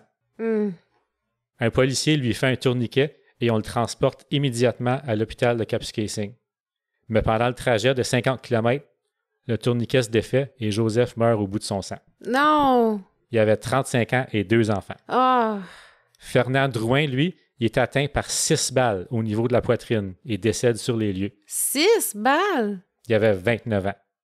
Il habitait au Pazatika depuis 7 ans et s'était fiancé ce Noël-là. Non! Plusieurs grévistes se sauvent, dans le bois, dans leur voiture, n'importe où pour se sauver la vie. 8 autres hommes sont atteints par balle. Harry Bernard, à qui une balle touche la joue gauche, entre la peau et la viande sont ses mots exacts. Il parle en entrevue avec Stéphane Laberge. Daniel Tremblay, mon grand-oncle, est atteint à la jambe. Oliva Bernard, Joseph Boilly, Alex Saché, Albert Martel, Joseph Mercier et Léo Himette sont également blessés. Il y a aussi une rumeur très crédible qu'un policier aurait été atteint par balle et tué ce soir-là. Et tué aussi? Le journal Ottawa Citizen du 12 février 1963 dit « 22 settlers opened fire indiscriminately on the group, strikers and the police alike. » C'est écrit dans les journaux qui ont tiré en avant d'eux, puis en avant d'eux, il y avait les polices et les grévistes. Ah ouais, hein? Moi, en ville, Dans ma vie, ce que j'ai entendu, c'est que ça a été caché qu'une police est décédée là. C'est-tu vrai? Je le sais pas. Mais... Ouais. J'ai jamais entendu ça, moi. Non? Non, Moi, j'ai jamais entendu parler qu'il y avait une police qui a été tirée. C'est des histoires qu'on entend. C'est répété aussi dans le roman de Rick Germain. Ah oui, hein? Aucun bûcheron gréviste était armé. Un policier qui était présent là dit qu'il a entendu approximativement 75 coups tirés. 75, wow. Maintenant, un qui a été tiré 6 fois. Imagine. Puis, comme j'ai pas listé les fusils qu'ils vont trouver plus tard, mais il n'y a aucune de ces armes-là qui est comme automatique. Fait qu'il faut croire que c'est Fernand Drouin qui est atteint 6 fois. Il était probablement comme en avant des autres. Puis il y a eu comme la vraiment mauvaise chance qu'il y a plein de personnes qui ont visé sur lui en même temps. Probablement ça. Parce que dans la poitrine, right? So, il va tomber en se faisant tirer. Il s'est fait tirer plusieurs fois en même temps. 11 hommes en tout sont atteints par balle. Mais ils ne seront pas les seules victimes. Au moins un homme qui aurait vu Fernand Drouin mourir à ses pieds en tentant de le sauver est sévèrement affecté par le traumatisme, devient alcoolique et finit par s'enlever la vie quelques années plus tard à l'âge de 39 ans. Ah, voyons! Ah. Sa famille dit qu'il est mort du syndrome du survivant. Ouais. C'est comme ceux en guerre, hein? Pourquoi toi puis pas moi, là? Oui. Ouais. Un des fermiers fera pareillement. Ah oui? Aïe, aïe, aïe. C'est un miracle que seulement 11 hommes ont été atteints. Parce qu'une police, tu te rappelles, il a dit qu'elle a entendu 75 coups. Mm-hmm. Comme peut-être qu'il exagère, mais même s'il a doublé son compte, comme 35 coups tirés dans une foule, c'est énorme. Tu sais? Ouais. Ben, miracle, il y a quand même 11 personnes puis 3 morts, là. 3 ou 4. Pourtant, la confrontation était prévisible et même prévue par la police et les médias locaux. Il aurait fallu des policiers qui parlaient français et comprenaient ce qui se passait. Mais l'Ontario, en 1963, préférait les francophones en bûcherons et en scieurs de bois plutôt qu'en policiers et en fonctionnaires. Et résultat, les bûcherons et fermiers se sont entretués en français pendant que les policiers ont fait leurs devoirs et leurs rapports en anglais et n'ont compris que par après ce qui s'était passé. Puis il y en a un aussi, hein, il y avait un politicien qui avait dit ça. Ben, c'était quoi? C'était-tu le maire? C'était-tu le maire qui avait dit ça? C'est le maire Norman Grant, quelque temps en janvier, là, qui a dit ces fermiers s'en viennent désespérés, ils vont tirer sur quelqu'un qui fait. Oui, lui, il l'avait prédit. Il n'y avait personne qui l'a pris au sérieux. Une fois que les coups de feu se sont arrêtés, les policiers sortent de nulle part. « Stop it! Stop shooting! Lay down your weapons! » C'est bien le temps, à cette heure que le mal est fait. Les policiers désarment les fermiers sans résistance. On saisit 14 carabines et un revolver en tout. Donc, c'est pas tous les fermiers qui ont tiré. Il y était 22 et on saisit 15 armes. Pendant ce temps-là, sur la route, plusieurs voitures démarrent, font demi-tour et retournent en direction est vers Oppasatika et Kapuskasing. Les policiers regroupent les fermiers à côté de la cabane. « 17, is that all of you? » Personne ne répond. Quelques-uns d'entre eux se seraient sauvés dans le bois pendant la confrontation aussi, comme les grévistes. « We're taking you in. It's not an arrest. It's for your own protection. » Personne n'objecte. Après ce qui vient d'arriver, coucher en prison, c'est pas si pire que ça. Sure. It's not an arrest. Okay. Vous venez clairement de tirer sur du monde. C'est ça. It's not an arrest. Je vais pas vous arrêter, là. Partie 9. Qui est coupable? Quel est le crime? Le lendemain, Mireille, les fermiers sont accusés de quoi, tu penses? De meurtre ou de tentative de meurtre. Ben non. Non? What? Ça serait une histoire ben trop simple. Voyons donc. Ils sont accusés de... Les fermiers sont accusés d'avoir tiré avec l'intention de blesser. Et ils sont tous libérés sous caution de 500 $ chacun. Par 18 heures le lendemain, les fermiers sont tous de retour chez eux en liberté. Oui, mais 500 pièces quand même. Comment ça, se retourner à la maison? OK, c'est ça que j'attendais que tu dises. Tu me regardais, je suis comme, il y a quelque chose qu'il faut que je dise. Mais ouais, non, mais c'est juste... J'attendais que tu sois scandalisé. Là. Ben, je suis, parce que j'étais déjà scandalisée à cause qu'ils n'ont pas été accusés de tentative de meurtre. Tu sais, de blesser, come on, là. C'est quoi? En anglais, c'est commit bodily harm, c'est ça? Intent to harm, c'est ça que tu penses? Ben, je pensais que c'était commit bodily harm, ben, peut-être tu as raison. Plus tard, une rumeur circulera qu'on libère la vingtaine de fermiers, non seulement parce qu'on n'a pas vraiment de place pour 20 prisonniers dans le poste de la PPO de Kapuskasing, mais surtout parce que les grévistes seraient furieux de la clémence des accusations et allaient attaquer la prison cette nuit-là pour faire justice eux-mêmes. Voyons, aller attaquer la prison. La province avait ordonné 200 policiers additionnels en renfort à Kapuskasing, mais ceux-ci n'étaient pas encore arrivés. C'est comme deux raisons pourquoi qu'ils auraient relâché, right? Comme premièrement, c'est qu'on est extrêmement clément avec eux, même s'il y a comme 3 morts, 8 blessés, qui est bizarre. Oui. Mais deuxièmement, c'est qu'on a peur qu'il y ait du crowd justice, tu sais. Oui, ils vont venir se révolter. Ouais. Fait que on les relâche en disant, ce qui va arriver, mais ça n'arrivera pas au poste de police. Oui, on parle d'une émeute au poste de police. Ouais. Mais qu'est-ce qui arrive chez vous, pas mon problème. Une fois qu'on apprend la libération des fermiers, le montant de leur caution et la nature des accusations contre eux, une tollée de protestation s'élève. Oh. Et pour ajouter du sel dans le plaie, on apprend également que les grévistes feront face à des chefs d'accusation. Un gréviste dit « Ben là, c'est bien le bout, on se fait tirer dessus, blesser, tuer, puis c'est nous autres qui va être accusés. » Chez l'avocat de la couronne, on commence à peut-être avoir un petit semblant d'une parure de remarquer qu'on a fait une maudite grosse erreur en libérant les fermiers. Et c'était le temps? On ordonne à nouveau l'incarcération des fermiers, cette fois-ci sous un nouveau chef d'accusation. Non-capital murder, meurtre non prémédité. Parce qu'en 1963, au Canada, on a encore la peine de mort. La distinction entre le meurtre capital et le meurtre non capital est que le premier est passible d'une peine de mort.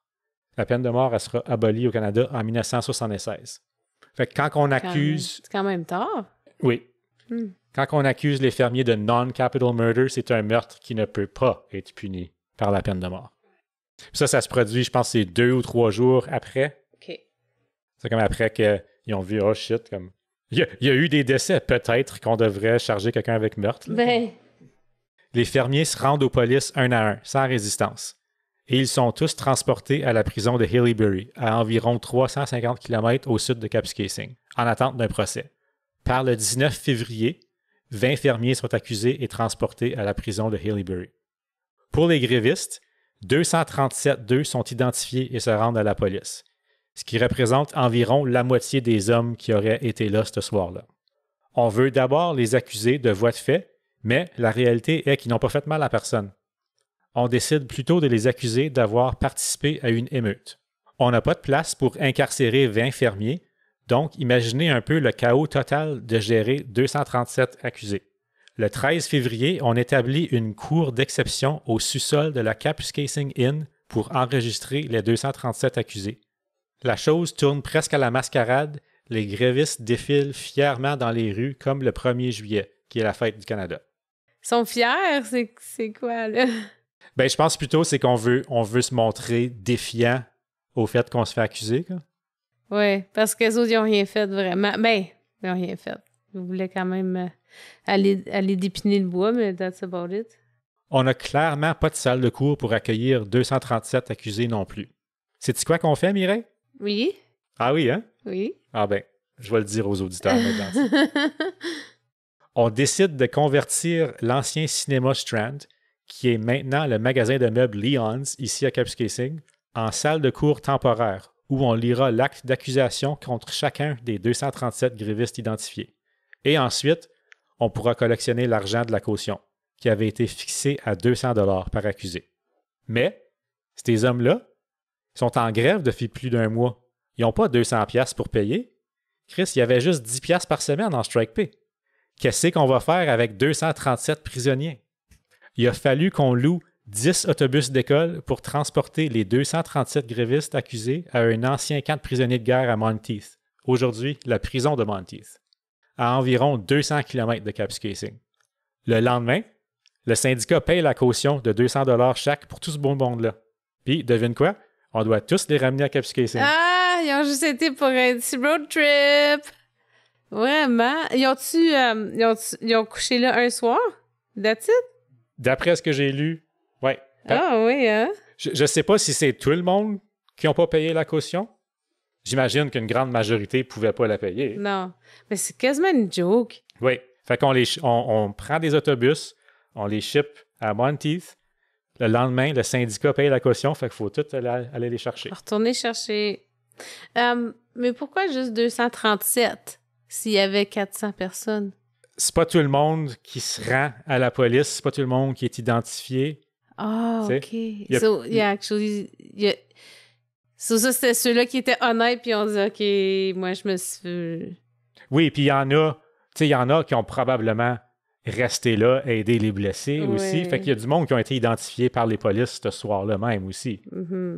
Fait que ça, c'est le montant qu'on a été capable de prouver, entre guillemets, qui était là. T'sais. OK, je comprends. Le 15 avril, les 237 grévistes subissent leur procès à Kapuskasing, dans le cinéma Strand. Le propriétaire du cinéma en profite pour ouvrir sa cantine pendant le procès. Ça, c'est drôle. Ce sera le procès avec le plus grand nombre d'accusés dans l'histoire du Canada et probablement le plus grand nombre de sacs de popcorn aussi. Tout ça dans une salle de cinéma, aujourd'hui devenue un magasin de meubles Leon's. Ça se déroule à peu près comme que tu peux l'imaginer, Mireille. On parle fort, on crie, on hue, on circule tout partout, on va s'acheter un sac de chips, du popcorn, du chocolat ou de la liqueur. Les grévistes en profitent pour se tenir le plus mal possible et ridiculiser le système de justice, qui, d'après moi, n'est pas très très juste envers eux, parce que c'est eux autres qui sont fait tirer dessus. Là. C'est ça. Pendant l'appel des accusés, 2 des grévistes répondent à un même nom. Il y avait effectivement le même prénom et nom. Fait que la foule éclate de rire. Est-ce que les autres pensaient que c'était une joke? Ben, c'est drôle que... Tu sais, je sais pas quelle sorte de call qu'ils font pendant le procès, mais il faut qu'ils nomment chaque personne, il faut qu'ils disent « t'es accusé de telle chose, telle chose ». Fait que là, quand ils disent, mettons, tu sais, Jean-Jacques, lève-toi, ben là, il y en a 2 qui se sont levés, puis le monde a trouvé ça drôle. Non, oui, je veux dire, comme est-ce que le juge pensait qu'il se faisait niaiser? Ben, c'est ça, je veux dire. Peut-être aussi. Ça me fait penser comme à l'école, hein, au secondaire, quand t'avais une remplaçante, il y avait toujours du monde qui niaisait avec les noms. c'est ça m'a fait penser. Plus tard, après avoir lu toute une série de noms français, le greffier, un anglais bien sûr, prononce accidentellement un nom bien anglais à la française. La foule éclate de rire à nouveau. Le juge perd son calme et peine à garder le contrôle de son cinéma, de sa cour. De son cinéma. De son cirque. Le procès dure 3 jours. 3 jours longs et souffrants pour les autorités. Et au bout de tout ça, 99 accusations sont annulées faute de preuves. Et 138 hommes sont trouvés coupables d'avoir participé à une émeute et se font donner une amende de 200 $, ce qui était la somme de la caution. Donc, les grévistes s'en sortent sans aucune vraie conséquence légale, ni financière, parce que le syndicat avait payé la caution. Ils ont tout fait ça pour rien. Ils auraient pu être passibles à une peine de 6 mois de prison chacun, mais le juge, compte tenu des circonstances, dit que la justice devrait faire preuve d'indulgence envers eux. Bon, finalement. Comme la première chose qui va bien. Là, c'est ça, finalement. Les 20 fermiers, eux, seront éventuellement relibérés sous caution, cette fois-ci de 5 000 $ chaque. La caution sera versée par la coop de Verita. Leur premier procès, qui sera une audience préliminaire pour déterminer si les colons doivent subir un procès pour meurtre, commence le 30 septembre 1963 au palais de justice de Cochrane. Donc, c'est pas... Comme ils sont à Cochrane, OK. Ouais.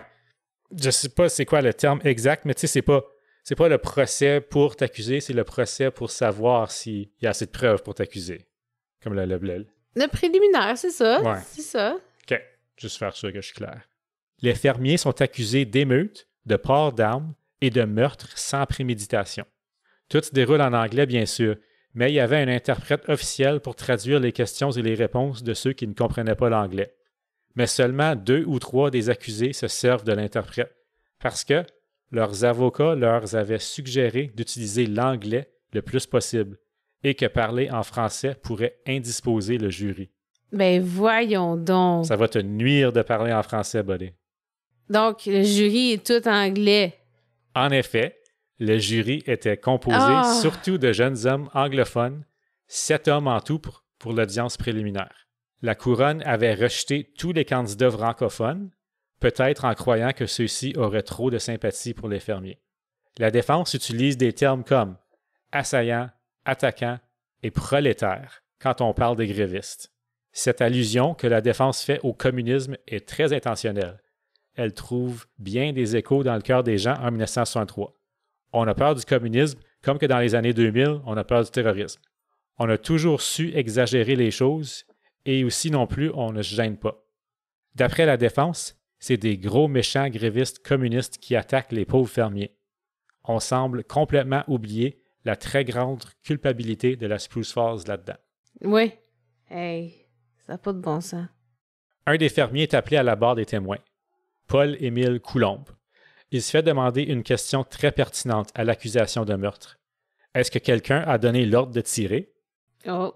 Il répond « Non, je pense pas, je m'en souviens pas. » Pourtant, un autre fermier dira plus tard que c'était bel et bien lui qui tira son revolver en l'air et cria « Tirez, tirez! » Puis là, ici, je parle de Paul-Émile Coulombe. Pourquoi? Parce que Coulombe avait été arrêté à Resort le soir de la fusillade avec son revolver à la main. Un revolver enregistré à son nom. Les experts policiers avaient déterminé que le revolver avait effectivement été tiré pendant la fusillade. Fait que c'est effectivement le seul qu'on peut absolument attacher à une arme qui a été tirée. Et c'est ça qui a une vraie preuve. Comme il a encore des mains. Ouais. Comme le reste des hommes, il y a une gang d'hommes, il y a des fusils par terre, etc. Mais apparemment que c'est lui le seul qui se fait prendre avec un fusil des mains. T'sais. Les autres, on ne sait pas qui a tiré, mais lui, il a son fusil. Puis son fusil a été tiré. Fait que garantit qu'au moins lui a tiré. Sur les 2 premiers chefs d'accusation, le juge n'ajoute pas grand-chose et se contente de préciser la loi au jury. Là, je rappelle, les 2 premiers chefs d'accusation sont d'avoir participé à une émeute puis un port d'armes. Pour l'accusation de meurtre sans préméditation, le juge dit au jury que la culpabilité de chacun des accusés ne doit pas faire l'ombre de aucun doute. Rappelle qu'on a 20 fermiers accusés et 15 armes en tout. C'est étrange, après les avoir jugés en groupe, on revient à la notion de culpabilité individuelle. Comme, si vous pourriez voir la face à Mireille, c'est exactement ça que j'essayais de faire. C'est que Je suis un petit peu confuse, là. la seule preuve qu'ils ont réellement, c'est qu'il y a des hommes là, il y a aussi des fusils, puis il y a juste vraiment Coulombe qu'on sait qu'il avait un fusil des mains. Puis il faut aussi que vous trouviez que tout le monde est coupable. Ou sont pas coupables. C'est ça. C'est impossible. C'est impossible de suivre ces directions-là, je trouve, et de trouver quelqu'un coupable. C'est faute de preuve, là. Là, Mireille, on va jouer au procès. Tu vas essayer de deviner le résultat des charges. OK. Je vais juste les dire pour un fermier, après ça, on va continuer. Tu vas voir. OK. On the charge of rioting against Paul-Émile Coulombe, guilty or not guilty? Guilty. Non, not guilty. Pourquoi? On répète 20 fois pour les autres, ils ne sont pas coupables d'émeute. On the charge of non-capital murder against Paul-Émile Coulombe, guilty or not guilty, Mireille? C'est capital murder ou non? Non-capital. Guilty, il y avait le fusil. Not guilty. Encore là, pourquoi? On n'est pas capable de prouver qui a tiré sauf Paul-Émile Coulombe.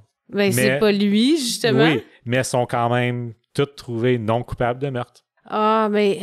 Ou, non, ça, quand on dit guilty or not guilty, here, excuse, c'est le procès préliminaire, on dit qu'il n'y a même pas assez de preuves pour y aller. Fait que c'est en cours. En plus, c'est pire. Ouais. On répète 20 fois pour tous les autres.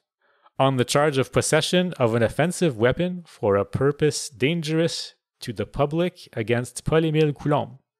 Guilty or not guilty, Mireille? Ben là, il l'avait, le fusil. Il était enregistré à son nom. Guilty, finalement. OK, bon. Pour celle-là, seulement Paul-Émile Coulombe, Léonce Tremblay et Héribert Muret sont trouvés coupables de possession d'armes à feu à fin dangereuse. Les 17 autres sont trouvés complètement innocents de toute accusation. Qu'est-ce qui a scellé le verdict pour les fermiers vraiment, là? C'est que les policiers qui étaient présents à la fusillade et qui témoignent en cours disent qu'ils n'étaient pas au courant que les fermiers étaient armés. Qui est vrai, parce qu'ils avaient demandé. Mais, non. Oh, non. Ce qui est totalement faux. Oh! Plus tard, le chef du nouveau Parti démocratique de l'Ontario trouvera des déclarations sous serment de policiers qui savaient bel et bien que les fermiers avaient des armes, avaient des fusils avec eux. Ah, OK. Ben là... Fait que je ne sais pas exactement c'est quand, mais plus tard, on trouve comme des affidavits, là, des des déclarations sous serment. Ça a sorti. Ça a sorti qu'on savait qu'il y avait des fusils. Hmm. T'sais, ils ont envoyé une lettre aux polices demandant, on peut-tu s'armer? Oui, c'est vrai. So, OK. Même, Mhm. même si tu n'as pas vu un fusil là, comme « Allô, red flag Ouais. », t'as des citoyens là, dans ta zone là, qui viennent de dire « On veut emmener des guns à l'ouvrage. » Comme « Fais quelque chose. » Ouais. Les policiers aussi diront qu'il n'y avait pas aucun autre moyen d'arrêter les grévistes. Mais je laisse une question ouverte ici. Les arrêter de faire quoi? C'est ça. Surtout s'ils n'étaient pas armés. Ça revient à mon point de tantôt. On utilise de la force, oui, mais à quel point? Mhm. Quelle peine vont-ils recevoir, Mireille? C'est ça, je t'ai te demander. C'était quoi la peine? Les 3 seuls fermiers trouvés coupables pour en effet avoir tiré sur une foule d'hommes non armés, en avoir blessé 8, tué 3 et marqué à vie plein d'autres. Une amende de... Je te rappelle, les grévistes ont eu une amende de 200 pièces chaque pour avoir participé à une émeute. C'est ça. Les autres, c'est quoi? Les 3 fermiers, Mireille, attache ta tuque, Ah! 100 pièces. 100 piastres? That's it? 100 pièces d'amende. 3 fermiers, 100 pièces d'amende. Chaque. Oh! Qu'est-ce que ça veut dire, ça? Ça veut dire qu'il n'y a pas de justice. Écoute bien. Irénée Fortier, balle à la tête, 100 pièces. Oh! Joseph Fortier, balle dans la jambe, mort au bout de son sang en route vers l'hôpital, Colin. 100 pièces. Fernand Drouin, 6 balles dans la poitrine, 100 pièces. Ça me fait mal au cœur. Pas de justice, c'est ça, je disais. Tape sur les mains. Je sais même plus quoi dire. Non. Puis finalement, qu'est-ce qui est arrivé avec la grève?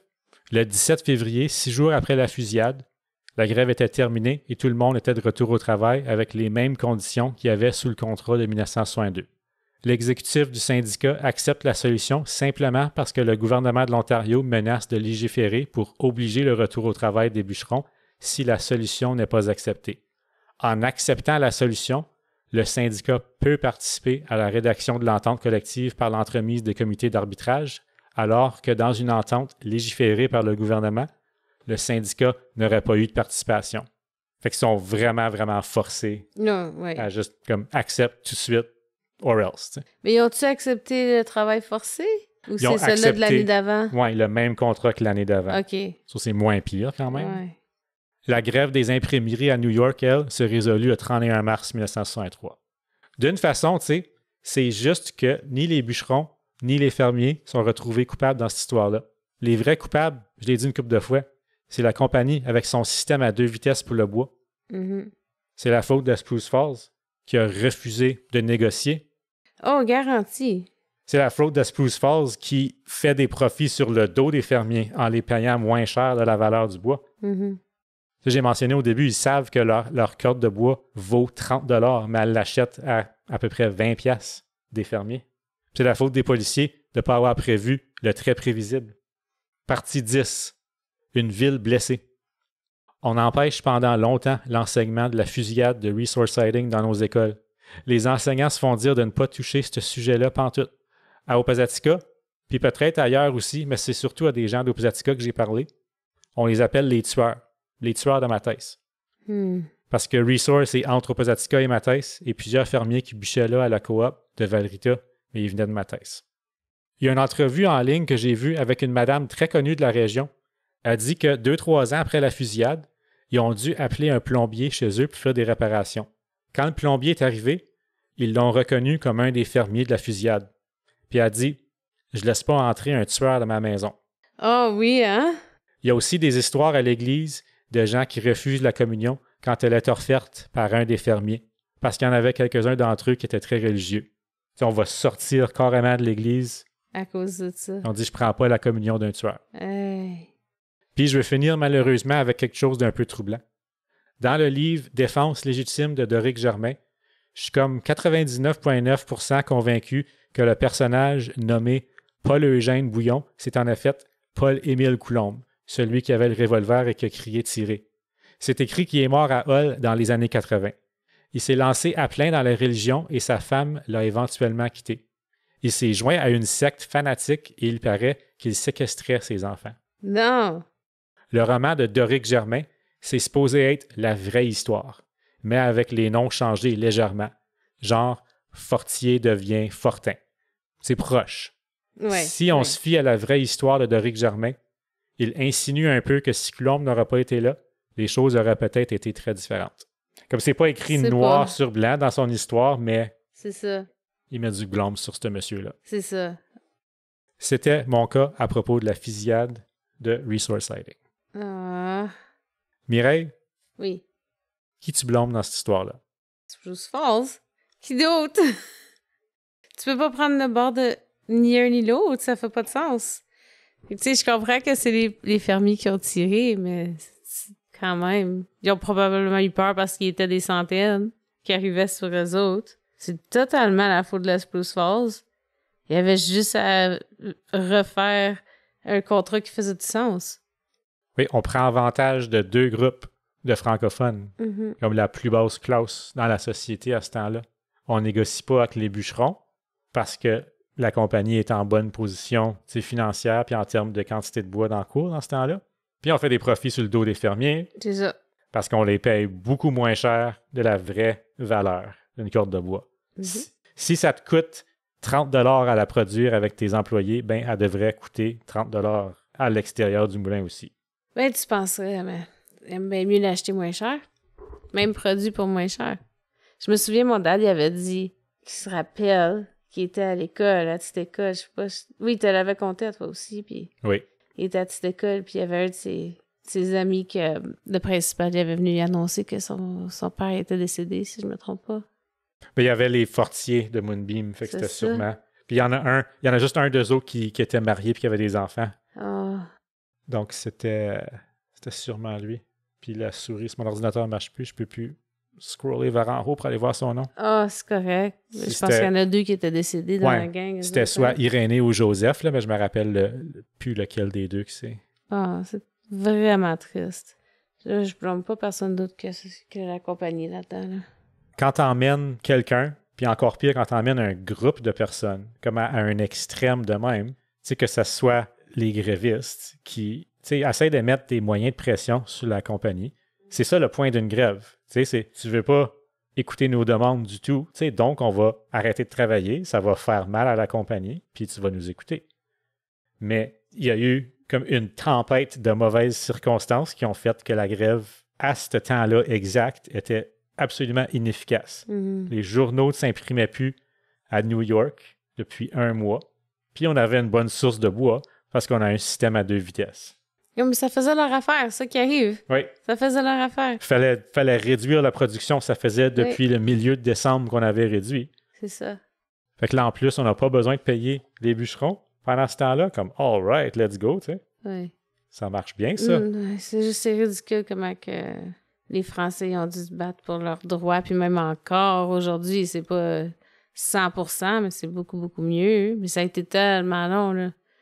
Comme tu dis, les secondaires français, on les a eus juste à la fin des années 70. Ils ont été construites au début des années 70, pas à la fin. Pas ici. Ici, on les a eus juste à la fin des années 70. Non, Cité des Jeunes a ouvert en 71, si je me trompe pas. Ah ouais, OK. Mais ton père, il était là, Mireille. Il a commencé à l'Académie de Diouville. Je sais. Puis il a fini. Oui, puis là, pense à l'année que ton père est né. OK, je pensais que c'était plus tard que ça. Ouais. Mais il a aussi dit que la première année qu'il y a eu des classes à Cité des Jeunes, que l'école était encore en construction. Excuse, il est tard, là. C'est long, ton cas. Je voulais mettre beaucoup de détails je sais.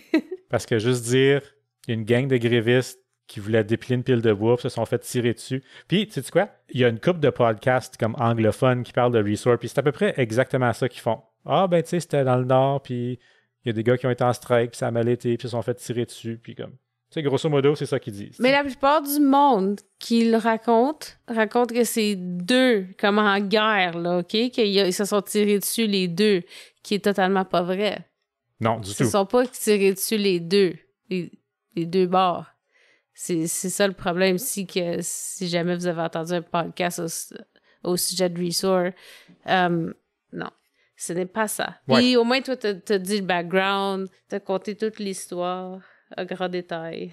Puis je l'ai dit souvent, je peux voir que t'es dans noirceur, là, il est minuit, 1h du matin, puis là, il y a comme 400-500 hommes qui s'en viennent. eux, ils ont l'intention de dépiler la pile de bois. Puis il y en a plusieurs qui ont parlé ensuite, right? C'est tout ça qu'ils disent. On s'en allait dépiler la pile de bois. C'est ça qu'ils veulent nuire. Ils veulent nuire le transport du bois au moulin. Mais tu te mets du point de vue des 22 qui sont là, puis qui sont supposés de guetter la pile, faire sûr qu'il n'y a pas rien qui arrive, ça peut être épeurant en crise. Ben, oui. Puis sur 400-500 hommes, il y en a peut-être 2, 3, 10, je sais pas, mais qui sont plus énervés que les autres, qui sont des faiseurs de troubles. Quand je dis pas que c'est tous des anges, les grévistes non plus, là, comme... Du tout, ben non.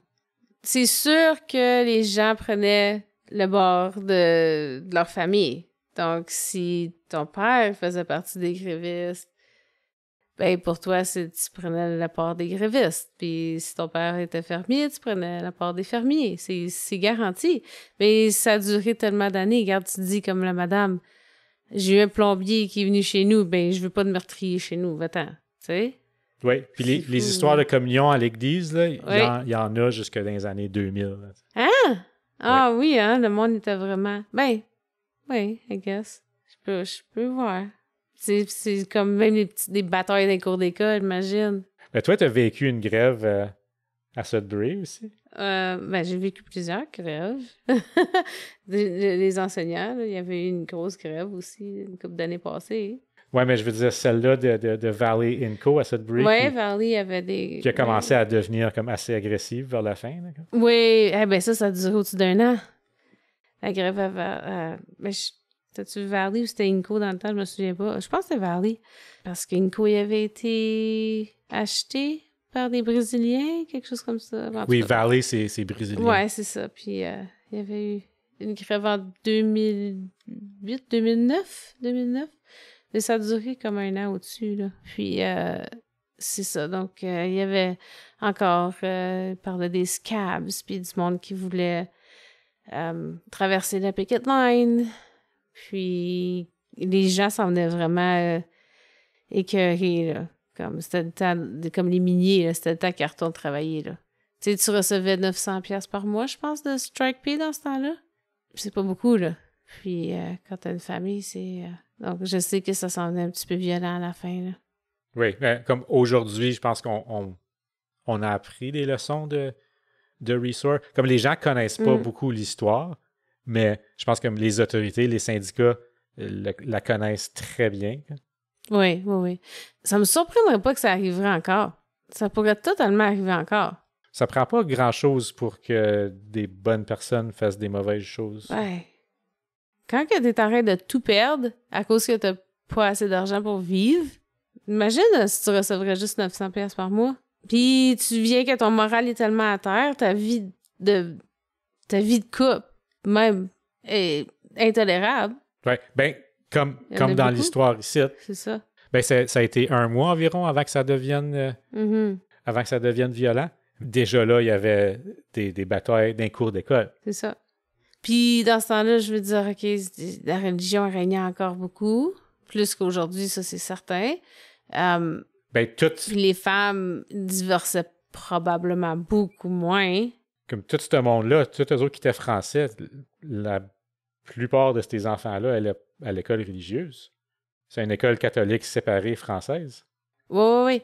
Mais c'est ça, je dis, comme même si les femmes toléraient probablement beaucoup plus, puis ils n'ont pas laissé leur mari, mais je veux dire, quand que Valley a été en grève, il y en a eu beaucoup des divorces. Ah, OK, je vois ce que tu t'en vas. Oui, c'est ça que j'essaie de dire. Comme j'étais loin pour rien. Là. Hey, on fait donc bien du blabla. Ouais. On arrête tout ça? Oui. Bon, ben, merci de nous écouter. On sait que celui-là était super long, pas mal plus long que les autres. Mais je pense que René a fait une bonne job. Yeah. Yeah, bravo! Content. OK, bye! Bye!